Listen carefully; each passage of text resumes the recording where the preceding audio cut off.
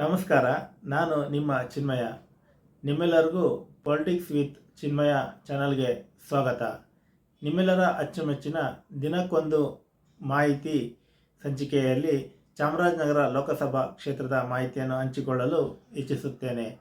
ಚಾಮರಾಜನಗರ ಲೋಕಸಭಾ ಕ್ಷೇತ್ರದ ವ್ಯಾಪ್ತಿಯಲ್ಲಿ 8 ವಿಧಾನಸಭಾ ಕ್ಷೇತ್ರಗಳಿವೆ. 8 ವಿಧಾನಸಭಾ ಕ್ಷೇತ್ರಗಳಲ್ಲಿ ಅನೂರು, ಕೊಳ್ಳೇಗಾಲ, ಗುಂಡ್ಲುಪೇಟೆ, ಚಾಮರಾಜನಗರ, ವರುಣ, ಟಿ ನರಸೀಪುರ, ನಂಜನಗೂಡು ಹಾಗೂ HD ಕೋಟೆ. 8 ವಿಧಾನಸಭಾ ಕ್ಷೇತ್ರಗಳಲ್ಲಿ 7 ವಿಧಾನಸಭಾ ಕ್ಷೇತ್ರಗಳಲ್ಲಿ ಕಾಂಗ್ರೆಸ್ ಶಾಸಕರಿದ್ದಾರೆ ಹಾಗೂ 1 ವಿಧಾನಸಭಾ ಕ್ಷೇತ್ರದಲ್ಲಿ JDS ಶಾಸಕರಿದ್ದಾರೆ. 2009ರ ಚುನಾವಣೆಯಲ್ಲಿ ಧ್ರುವನಾರಾಯಣ್ ಅವರು ಕಾಂಗ್ರೆಸ್ನಿಂದ ಗೆದ್ದಿದ್ದರು.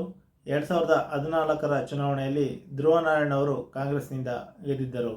2019ರ ಚುನಾವಣೆಯಲ್ಲಿ BJPಯಿಂದ ಶ್ರೀನಿವಾಸ ಪ್ರಸಾದ್ ಅವರು ಆಯ್ಕೆಯಾಗಿದ್ದರು.